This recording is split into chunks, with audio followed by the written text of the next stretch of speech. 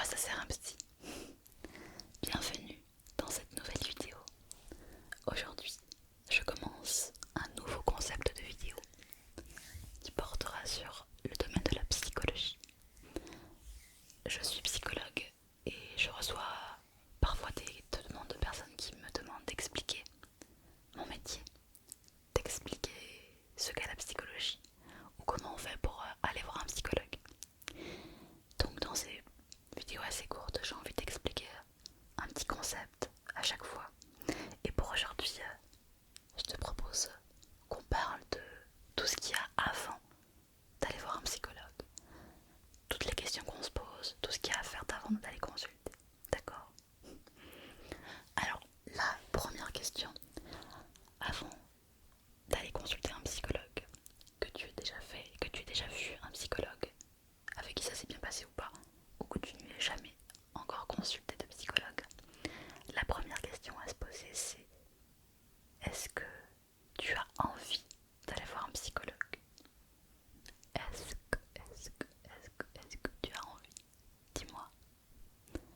Alors, si tu me réponds non, tu n'as pas envie d'aller voir un psychologue, peut-être que tu n'as effectivement pas besoin d'aller voir un psychologue.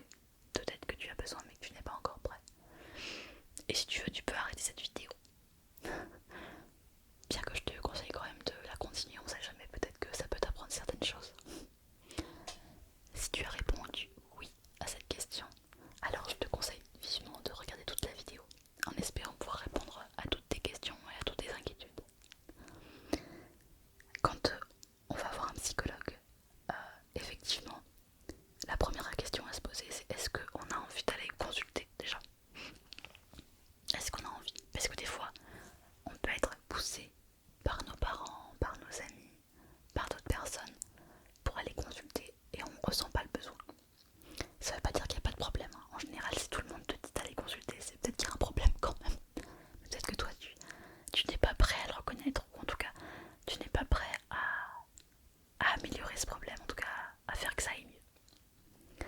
C'est effectivement difficile d'aller consulter un psychologue. Tu sais que dans le milieu, on dit que l'étape la plus importante, c'est la première consultation, la démarche d'avoir consulté. Puisqu'en fait, quand tu veux consulter un psychologue, il faut déjà reconnaître que tu as un problème, ce qui n'est pas toujours évident pour certains. Identifier le problème éventuellement, pour savoir s'il faut consulter un psychologue ou quelqu'un d'autre. Et puis ensuite, se sentir prêt à en parler à quelqu'un, avoir envie de se faire aider, chercher un psychologue, taper le numéro de téléphone, passer un coup de fil à un psychologue. Et pour certains, c'est assez compliqué de faire ça. Donc ça demande quand même vachement d'efforts, voire de courage pour certains, d'aller juste à une première consultation chez le psychologue. Donc ça demande des efforts déjà. Et tout ce travail que tu fais, quand tu réfléchis, est-ce que j'y vais, est-ce que j'y vais pas, pourquoi j'y vais pas, qui j'appelle ou pas.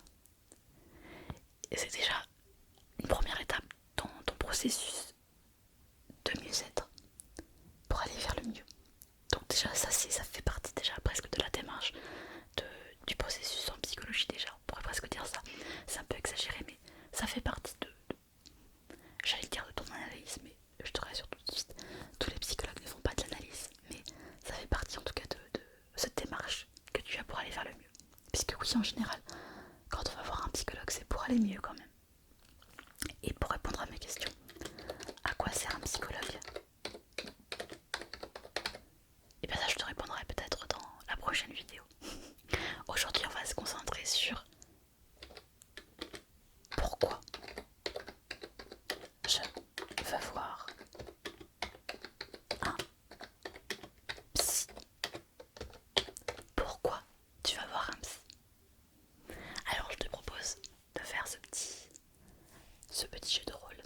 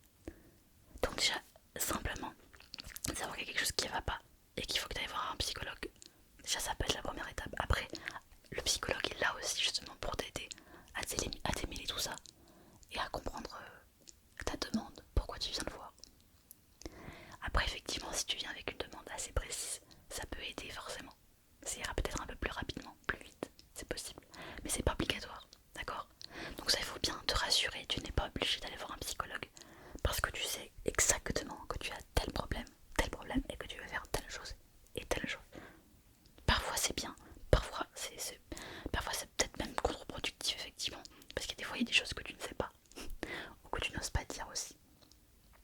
Donc pourquoi moi je dirais juste que tu te sens que ça va pas et que tu as besoin d'être aidé dans un domaine. Point barre. Ok.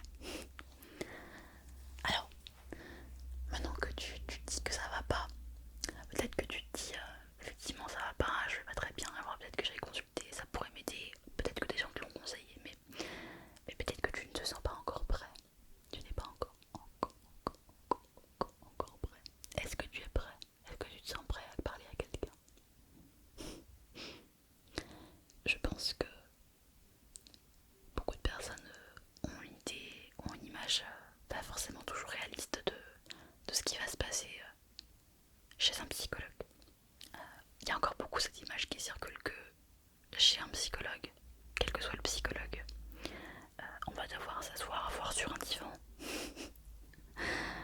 Perso, j'ai jamais vu de divan, hein. Et que on va devoir déballer toute sa vie en commençant par la petite enfance, sa relation avec sa mère, avec son père, avec son patron, que sais-je. Heureusement, quand tu vas voir un psy, tu n'es pas obligé de déballer tout, notamment dès la première séance. Tu vas étape par étape. Ce qui compte, c'est que déjà, tu fasses cette première démarche, que tu puisses expliquer un petit peu ce qui t'amène ici. Et ensuite, de voir avec la psychologue comment vous allez avancer ensemble. Donc, vraiment, il ne faut pas hésiter, si tu as des inquiétudes par rapport à ça, à te dire si je vais voir un psy, ça va rechambouler toute ma vie, je vais me rendre compte que mon enfance était nulle, et je ne sais quoi. Pas forcément, pas forcément. Déjà, chaque psychologue est différent, on n'a pas tous la même orientation, ni les mêmes pratiques, donc ça va beaucoup dépendre en fait. Du coup, j'en viens justement à ma question de qui consulter. Qui consulter. Ça, c'est une question qui est assez intéressante, moi je trouve. Des fois, il n'y a pas de réponse, mais des fois, on peut avoir une réponse. C'est-à-dire que si par exemple, tu n'as pas de questions précises, tu as envie de consulter parce que tu ne sens pas bien et tu ne sais pas exactement pourquoi, moi, je te conseillerais de pas trop te poser la question de qui consulter forcément. Parce que tu ne sais pas, donc tu vas essayer de tomber sur quelqu'un et puis tu vas voir si tu t'entends bien avec cette personne là, si elle a l'air de pouvoir t'aider ou pas.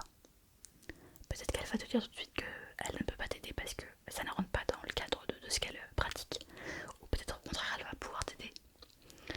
Donc je pense qu'il ne faut pas trop se casser la tête au début de savoir qui on consulte, parce qu'il existe tellement de psychologues et d'orientations différentes que tu risques d'être un petit peu perdu, surtout si tu n'as pas vraiment de questions précises. Après, si tu as une demande un peu plus précise, il y a déjà des thérapies qui ont été reconnues comme étant efficaces. C'est-à-dire par exemple si tu as une phobie spécifique, je sais pas, peur de l'avion par exemple, une anxiété sociale, ça c'est par exemple des exemples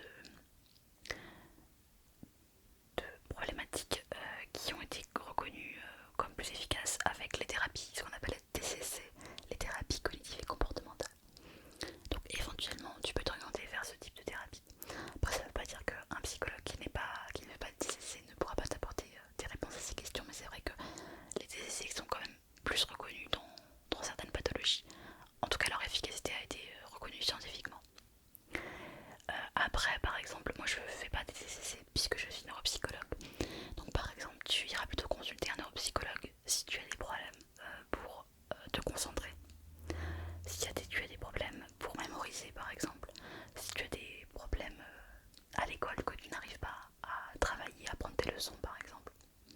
Ça c'est des choses qui peuvent plus concerner le neuropsychologue.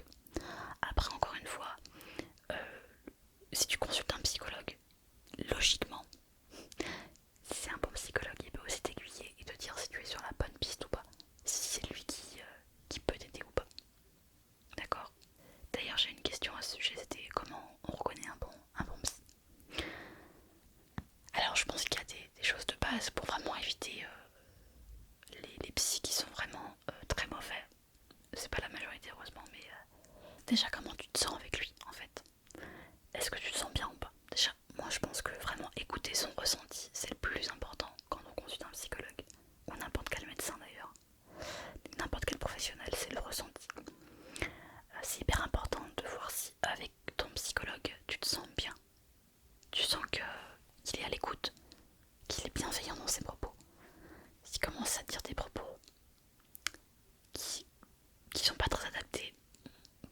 question, c'est peut-être qu'il n'est pas bon du tout.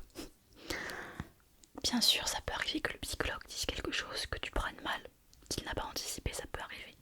Dans ce cas-là, il vaut mieux lui dire et voir un peu comment il réagit. Mais on va dire que globalement, la plupart du temps, il est quand même là pour être à l'écoute, pour être bienveillant avec toi, être plutôt encourageant. Donc si tu sens qu'il te démolit, c'est pas bon signe. Parfois il va être là pour te titiller un peu, des fois c'est vrai que moi ça peut m'arriver aussi de dire une phrase un petit peu pour pousser l'autre personne, voir un petit peu comment elle va réagir. Sans être toujours dans le mode tout va bien, t'inquiète pas, tout ce que tu fais c'est parfait. Bah non, des fois le psychologue il est là aussi pour dire ça c'est peut-être pas, vous êtes peut-être pas dans la bonne direction. C'est pas forcément un discours qui est inadapté, d'accord? Donc moi je te dirais quand même d'avoir un ressenti de toute manière. Même si ce que dit le psychologue c'est pas mauvais en soi, si toi tu te sens mal à chaque fois que tu vas le voir, ne va pas le voir, hein, parce que le psychologue c'est fait pour aller mieux. Donc si vraiment à chaque fois que tu vas mal, à cause de lui je précise, pas à cause de ce que tu as vécu, hein, parce qu'il ne t'écoute pas, il te regarde pas, il a pas l'air intéressé, ou parce que ce qu'il te dit ça te fait très mal.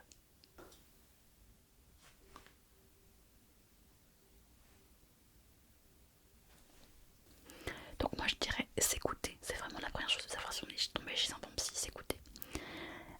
Et puis ensuite voir un petit peu comment il a l'air de pratiquer. Après j'ai pas trop envie de me lancer là-dedans parce que chaque psychologue a une pratique différente et il n'y a pas de règles non plus dans la manière de pratiquer, parce que certains psychologues vont beaucoup parler par exemple, d'autres ne vont pas beaucoup parler, mais ça veut pas dire qu'il y en a un qui est meilleur que l'autre. Après ça dépend en fait. Donc je pense que vraiment ton ressenti sort si t'es sur un bon psychologue. Si tu le sens pas, si t'es pas à l'aise avec lui, va voir quelqu'un d'autre.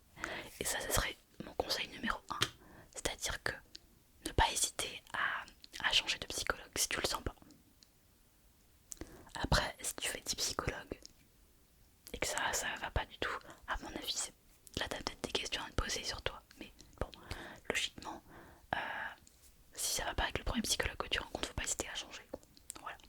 Puisque le but d'une psychothérapie, c'est de pouvoir être à l'aise pour pouvoir parler avec l'autre et aller mieux. Donc voilà, ça ce serait vraiment un conseil. Écouter ses ressentis et ne pas hésiter à changer si ça va pas. Et aussi ne pas hésiter à en parler avec le psychologue. Voilà.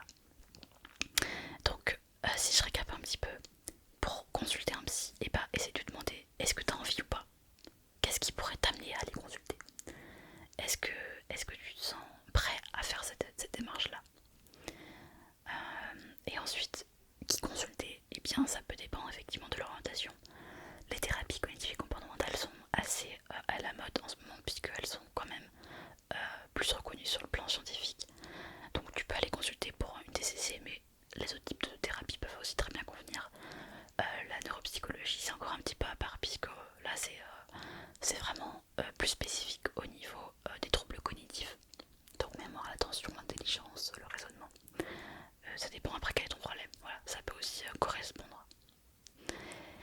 Une fois que tu as décidé, que tu as choisi, que tu te sens prêt, le plus dur ça sera de prendre ton téléphone et d'appeler.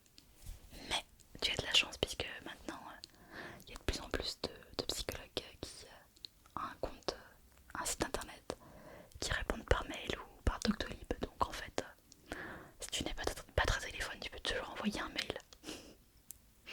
Voilà, ça c'était vraiment pour tout ce que tu avais à faire avant. Je suis sûre que tu as encore plein d'autres questions à te poser, donc n'hésite pas à les mettre en commentaire. Et je vous encourage, si vous voulez répondre aux commentaires des inquiétudes des uns et des autres, si vous avez déjà vu un psychologue, ça peut être bien. J'essaierai aussi de répondre à des interrogations. Et je pense que je ferai la prochaine vidéo